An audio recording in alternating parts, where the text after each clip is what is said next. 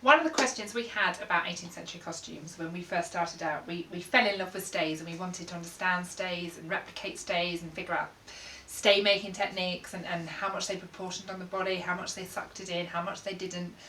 And the first thing we started noticing was that many of the caricatures and engravings actually layer up the stays over the petticoats, which just, they must, in my mind, be so uncomfortable to have layers of bulk under the stays. And also, you're changing this line. They're not going for this waist tip here thing because surely the stays are smoothing that down to a lower level. But anyway, so that was certainly one of the issues that we first had, and we've replicated a pair of stays from the Manchester Costume Galleries and actually done it for this particular gown. Anyway, so this video is just showing a brief breakdown of dressing an 18th century lady.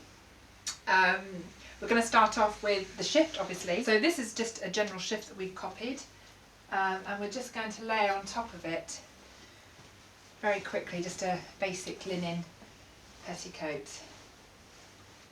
Some of the images, there's one called the Staymaker's Apprentice or something like that, where a lady is being measured for a pair of stays and she's got her shift on and it's sagging, and she's got this very ledge of petticoats. So it's kind of, they probably wore just more than just the one petticoat, because certainly the image there looks like it. We're just popping this on. So the next item we're going to put on is this pair of stays. So this is the replica from Manchester Costume Galleries. We were really trying to learn, trying to understand the methods, and also trying to understand what they were like to wear. So this one's been made for me just to test it out. So you can see here from the lacing of the stays that it's a straight lacing. We've never actually seen any examples of a pair of stays made without straight lacing. You tend to have these staggered two holes and the eyelets either facing each other or slightly staggered. So it's literally just like sewing. You're just kind of, imagine you were doing a stitch. It's just exactly the same idea. Just tie this up quickly. So that's the back. Okay, so this is the pair of stays. This is what we call a spindly half bone stays, because the tabs are super spiny and super thin. Like they're really incredibly flat. The bones tend to sit on the top of the inner workings, so it kind of creates this backbone effect. It's got a central busk, which obviously originally was whalebone. We've used cane, and it had this ribbon hold through it.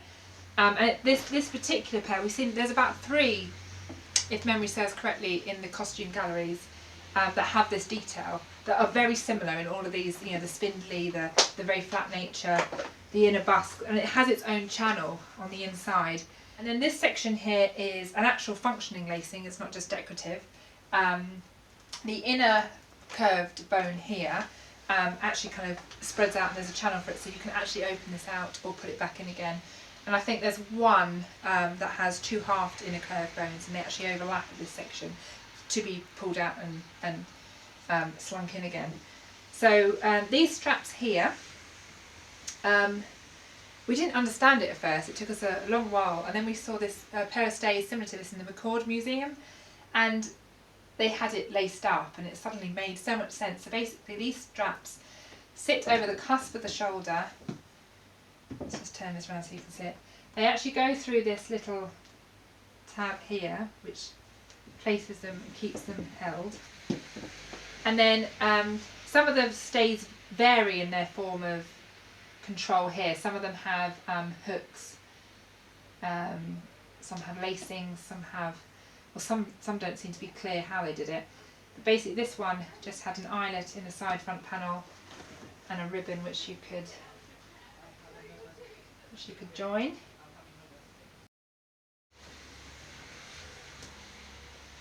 And you can just see this lovely coned shape that it's now created over the mannequin. Okay, so the next stage is actually the silk petticoat. Now this is what makes this pair of stays particularly why we wanted to replicate this pair, because it's really intriguing. I don't know if you can see from this, but they've actually, this first tab here, whereas a lot of the stays in the caricatures and imagery, it's joined here, and in many of the stays in museums they're all joined. And so what is this staggered back thing creating? And obviously we don't know, this is no written evidence that we've discovered so far, or it's not like we've found a picture of it doing so. Although there is a caricature called the English Dressing Room, which features a very similar pair of stays. She's got sort of a blue ribbon zigzagging around the front and a big bow down here, but hers are over, you've got her point of her stays coming over these layers and layers of petticoats. So the idea is that actually, because it staggers back, you can tuck the front of the petticoats. We're not going to have to worry about the side tabs because they're going to get hidden by the petticoat. So that's going to do that. So the last section now is the dress. So this has been, this isn't a replica, this is actually one we just made for sort of playing up the layers for this particular pair of stays. We really wanted to test it, dress it, try it out. So this one's been made for that purpose. It's based on an image from the 1770s, 80s, which is similar to this pair of stays, hopefully. And I'd love to know exactly how they pinned. We've had to just kind of guess and talk to reenactors and find out how they do it and sort of figure out a way. And the predominant way in the reenactment world seems to be to push the pin back. For the sake of this video, we'll only just put a few in.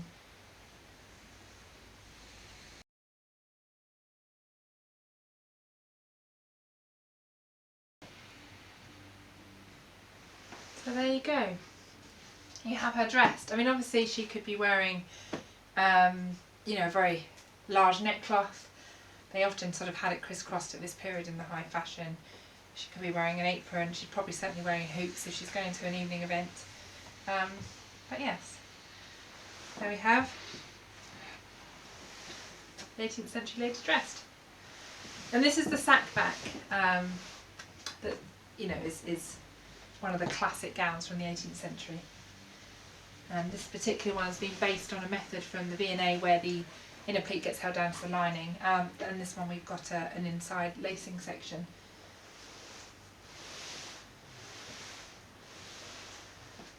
Thank you for watching.